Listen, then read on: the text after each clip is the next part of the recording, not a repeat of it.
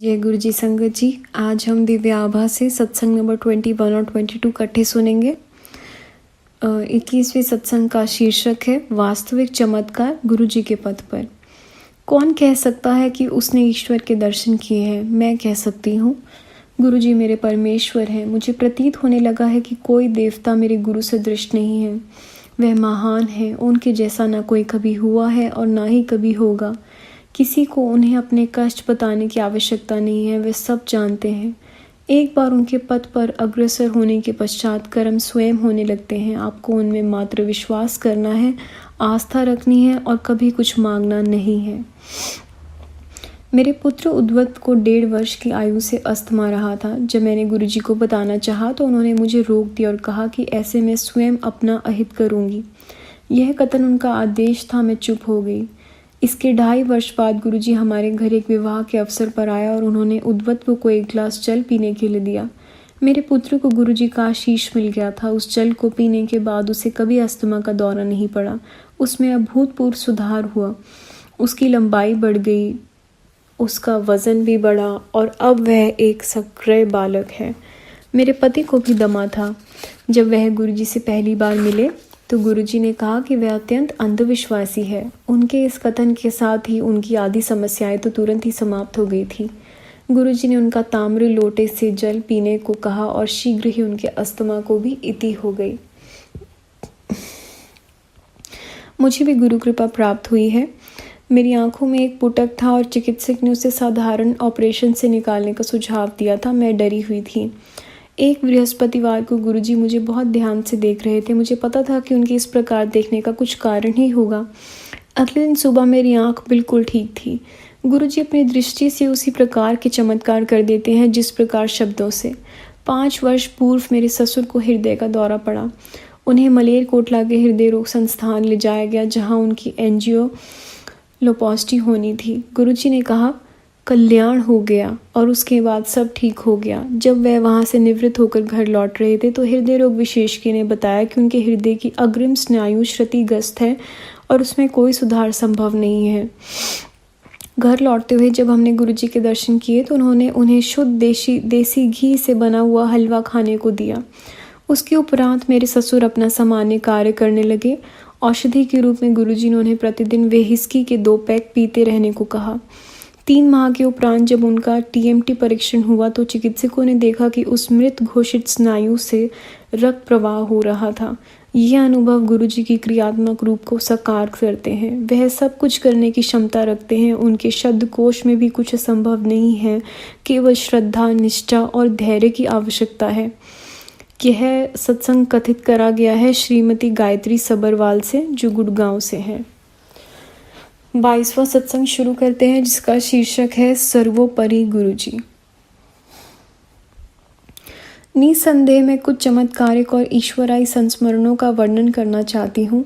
मैं उन कुछ भाग्यवानों में हूँ जो प्रभु की उपस्थिति और कृपा पाकर धनी और कृतज्ञ हुए हैं। इस प्रभु को हम गुरुजी के नाम से जानते हैं। गुरुजी, उनके बारे में मैं क्या कहूँ? वह तो सर्वोपरि हैं, सर्वोच्च हैं। उन्हें प्रतिदिन स्मरण करना चाहिए। जन्म से मुझे गुरुजी का मार्गदर्शन प्राप्त हुआ है। सुख दुख से वे सदा मुझे, मेरे परिवार को आधार देते रहे हैं। उन्होंने हमें बताए बिना ही हमें हमारे कष्ट, कुकुर्म, ज्ञात अज्ञात दोनों से मुक्त किया है। आज आपके सम्मुख उस दयावान के साथ अपनी आप बीती बांट कर मुझे अत्यंत प्रसन्नता का अनुभव हो रहा है। पान के पत्तों से पुटुक की चिकित्सा। मुझे अब तक वह दिन याद है जब मैंने अपने जीवन की सबसे अधिक पीड़ा का अनुभव किया था। मैं 15 वर्ष की थी और हम जालंधर में रहते थे। स्नान करते हुए अचानक मुझे अपने पेट के निचले हिस्से में अत्यधिक दर्द हुआ। वेदना इतनी अधिक थी कि मैं खड़ी भी नहीं हो पाई। मैं वहीं स्नान कक्ष में लेट गई और अपनी माँ को पुकार रही थी। स्वाभाविक रूप से सबको तुरंत गुरुजी की याद आई तो उन दिनों पंचकुला में थे और वहीं पर संगत करते थे। हम उसी दिन पंचकुला के लिए चल पड़े। चंडीगढ़ पहुंचकर गुरुजी के पास जाने से पूर्व हमने पीजीआई और कुछ अन्य निजी केंद्रों में टेस्ट करवाना उचित समझा। परिणाम आने पर हम चकित रह गए। मेरे गर्भाशय में एक पुटक फूट गया था। उससे विषैला पदार्थ निकलकर शरीर में फैल रहा था। यदि उसे निकाला नहीं जाता तो वह प्राण घातक सिद्ध होता। डॉक्टरों ने तुरंत शल्य क्रिया कराने को कहा तो हमने मना करा। उसी शाम को हम गुरुजी के पास पहुंचे और उनको स्थिति से अवगत कराया। उन्होंने अपनी सर्व प्रसिद्ध मुस्कान देते हुए चिंता मुक्त होने को कहा। उन दिनों वह पान के पत्तों को भी मंत्रित कर रोग के स्थान पर रख देते थे। यह गुरुजी की शल्य क्रिया थी। मुझे लिटाकर उन्होंने वैसा ही किया और 10-15 मिनट विश्राम करने को कहा। उसके पश्चात उन्होंने मुझे अगले दिन दोबारा टेस्ट करवाने को कहा। उनमें विश्वास और आस्था बनाए रखते हुए मैंने वैसा ही किया। यद्यपि मुझे परिणामों का ज्ञान था, डॉक्टरों के अवाक चेहरे को देखकर मुझे अपने ईश्वर गुरुजी पर पूर्ण विश्वास हो गया।